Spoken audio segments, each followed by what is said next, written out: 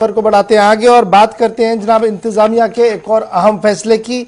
चूंकि जम्मू कश्मीर इंतजामिया की नोटिस में इस बात को लाया गया था कि लगातार जनाब जो सरकारी हुक्मनामे हैं उनकी खिलाफ वर्जियां सरकारी तौर पर हो रही है और अब सरकार ने अफसरों के खिलाफ कार्रवाई करने का भी फैसला लिया है। जम्मू कश्मीर इंतजामिया अपने अफसरों को जवाबदेह बनाने के लिए और जो पब्लिक डिलीवरी सिस्टम है उसे मजीद फाल और मुतहरिक बनाने के लिए कई इकदाम उठा रही है। ऑटो पुश सिस्टम के लिए जो गाइडलाइन जारी कर दी गई थी उसको मजीद फाल बनाने के लिए भी इकदाम उठाए जा रहे हैं और डिजिटल सर्विस रूलों को आने वाले 6 महीनों के अंदर अंदर सामने रखा जाएगा।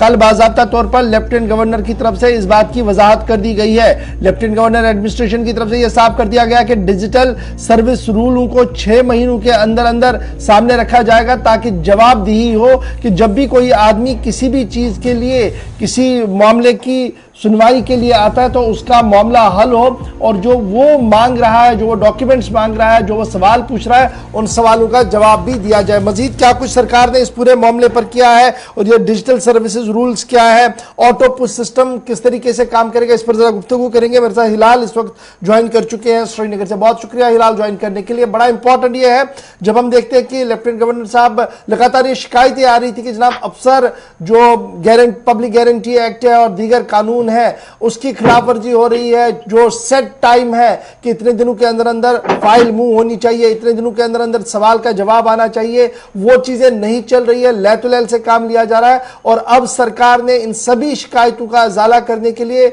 दोबारा से कोई कदम उठाया है। क्या कुछ ये कदम है और किस तरीके से इंतजामिया मुतहरिक? बिल्कुल खबर, जैसा कि आप जानते हैं कि पूरे मुल्क को छोड़कर एक जम्मू कश्मीर के अंदर जब हम ये निज़ामी कार देखते हैं तो उसमें हम पाते हैं कि जो भी कोई एप्लीकेंट होता है, अगर कोई इसका काम है तो उसको अंजाम देने में कई सारे हफ्ते, कई सारे महीने लग जाते हैं।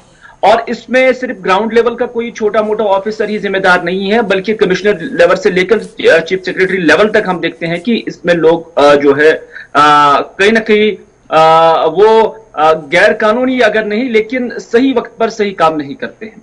और इस हवाले से सरकार का भी एक प्लान है आपकी सारे काम को ऑनलाइन किया जाए ताकि एक इसे टाइम बाउंड जो है फिक्सेशन के तहत अब इनकी टाइमलाइन फिक्स की जाए।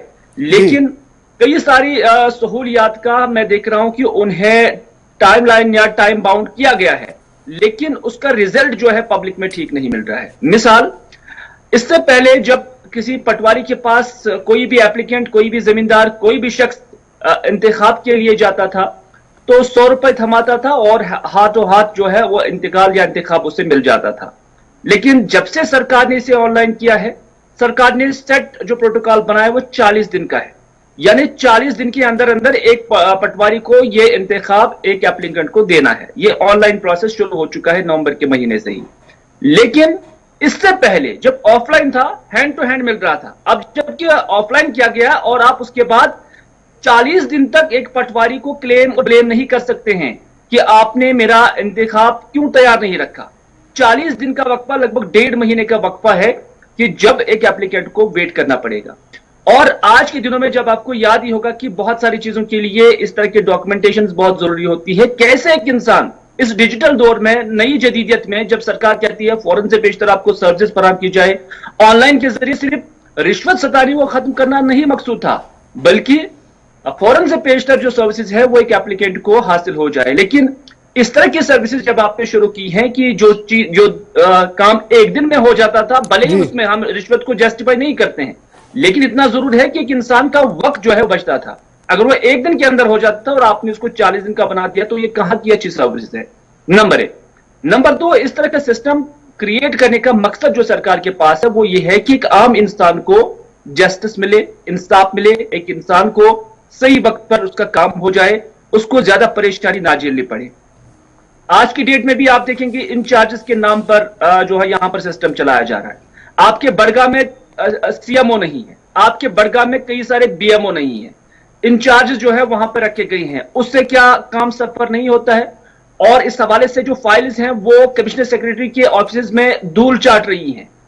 अभी तक उसको अप्रूवल एक साइन करना है और नया सीएमओ बनाना है, एक नया बीएमओ बनाना है, या नया कोई एग्जीक्यूटिव इंजीनियर बनाना है, नया कोई तहसीलदार बनाना है।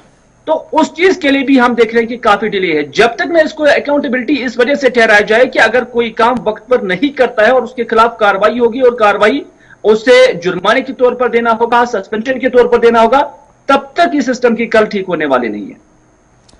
एक चीज और भी हमने देखी है हिलाल, वो मौजूदा वक्त में कि क्या इस तरीके से जब मुलाजमीन के लिए अगर कोई सरकार कोई वार्निंग जारी करती है तो कह देती है कि आप 15 दिन या 20 दिन के अंदर कोई काम मुकम्मल करना हो, अगर नहीं करते तो आपके खिलाफ सख्त एक्शन होगा।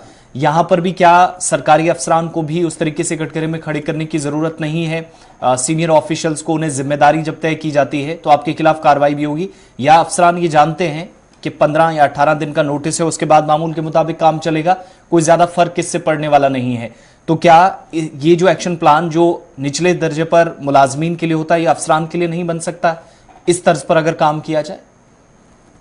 बिल्कुल, मैं जैसे कि पहले गुजारिश की थी इससे पहले कि ये कमिश्नर लेवल से लेकर चीफ सेक्रेटरी लेवल तक के मामले हैं। अब चूंकि सरकार ने यूनियन गवर्नमेंट के जो हिदायत पर सरकार ने अब जो है ऑटो पुश सिस्टम जो है क्रिएट करने की बात कही है और उसमें फिलहाल 3 सर्विसेज को लाया गया है। हालांकि मुझे अभी इसकी मालूमात नहीं कि कौन कौन सी सर्विसेज लाई गई, लेकिन 3 सर्विसेज को लाया गया है और सरकार का ये प्लान है कि सभी सर्विसेज को, जितनी भी पब्लिक सर्विसेज हैं, इन सभी सर्विसेज को इस सिस्टम के अंदर लाया जाए और यहां पर एक मॉनिटरिंग रहेगी और यहां पर एक टाइम बाउंड फिक्सेशन होगी कि आपने ये काम 7 दिन के अंदर करना है, 10 दिन के अंदर करना है, 15 दिन के अंदर करना है। लेकिन ये सिर्फ काफी नहीं है 10 दिन या 15 दिन के 20 दिन के अंदर अंदर आपने करना है। लेकिन आपने देखना कि अगर ये ऑफलाइन 100 रुपए या 1000 रुपए की रिश्वत देकर अगर ये काम हैंड टू हैंड होता था, तो वही सेम पटवारी, वही सेम तहसीलदार, वही सेम एग्जीक्यूटिव इंजीनियर ऑनलाइन ये काम क्यों नहीं कर सकता है फौरन से पेशतर, जब वो ऑफलाइन ये करता था।